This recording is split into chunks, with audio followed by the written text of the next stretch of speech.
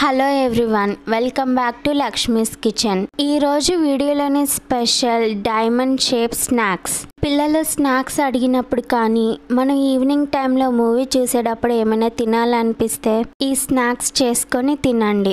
ఒక్కసారి తింటే చాలు మళ్ళీ మళ్ళీ తినాలనిపిస్తుంది, తింటూనే ఉంటారు. అంత టేస్టీగా ఉంటాయి. పిల్లలకి బయట ఫుడ్ పెట్టే కంటే ఇలాంటివి చేసి పెడితే హెల్తీగా ఉంటారు. ఈ డైమండ్ షేప్ స్నాక్స్ ని ఎంతో ఈజీగా తక్కువ టైంలోనే చేసుకోవచ్చు. ఈ డైమండ్ షేప్ స్నాక్స్ రెసిపీని మీరు కూడా ఒకసారి ట్రై చేసి చూడండి. ఎంత టేస్టీగా ఉంటుందో మీకే అర్థమవుతుంది. ఇప్పుడు ఎలా తయారు చేయాలో చూద్దాం. దానికోసం ముందుగా ఒక మిక్సింగ్ బౌల్ తీసుకొని అందులో 1 కప్పు వరకు మైదా, 1/2 కప్పు వరకు బియ్య పిండిని వేయండి.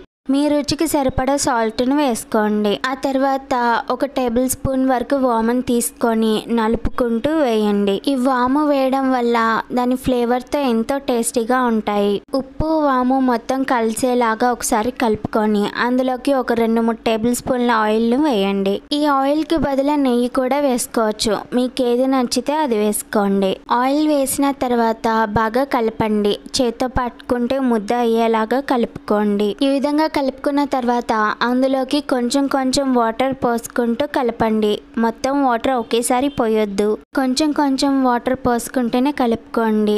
ఎక్కువ వాటర్ అవసరం ఉండదు. ఈ పిండిని మరీ గట్టిగా కాకుండా మరీ సాఫ్ట్ గా కాకుండా పూరీ పిండిలాగా కలుపుకోండి. ఈ విధంగా పిండి మొత్తం కలుపుకొని ఒక ఉండలాగా చేసి దానిపైన మూత పెట్టుకొని ఒక 10 నిమిషాల పాటు పక్కన పెట్టుకోండి. ఒక 10 నిమిషాల తర్వాత మూత తీసి మళ్ళీ ఇంకొకసారి పిండిని కలుపుకోండి.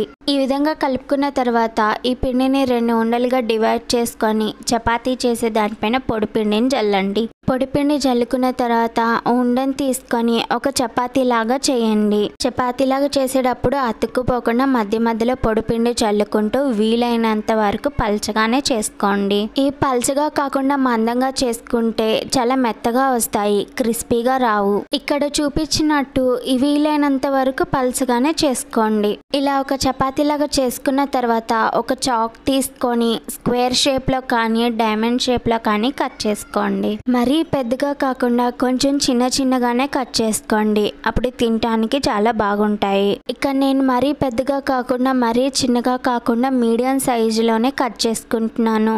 ఇలా కట్ చేసుకున్న తర్వాత చాకుతో లేపితే ఈజీగా వచ్చేస్తాయి.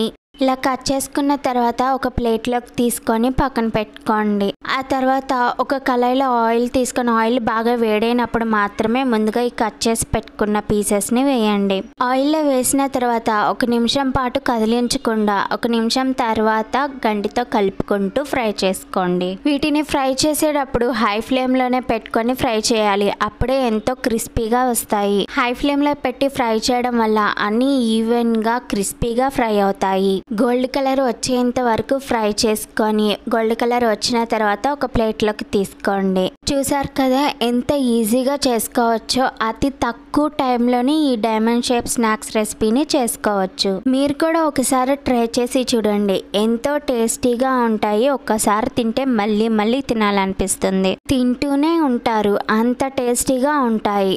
మీరు ఒకసారి ట్రై చేసి మీకు ఎలా వచ్చిందో నాకు కామెంట్ చేయండి. నా వీడియో నచ్చినట్టయితే లైక్ చేయండి, షేర్ చేయండి, సబ్స్క్రైబ్ చేయండి, బెల్ ఐకాన్ని క్లిక్ చేయండి. అప్పుడే నేను పెట్టే ప్రతి వీడియో కూడా మీకు నోటిఫికేషన్ వస్తుంది.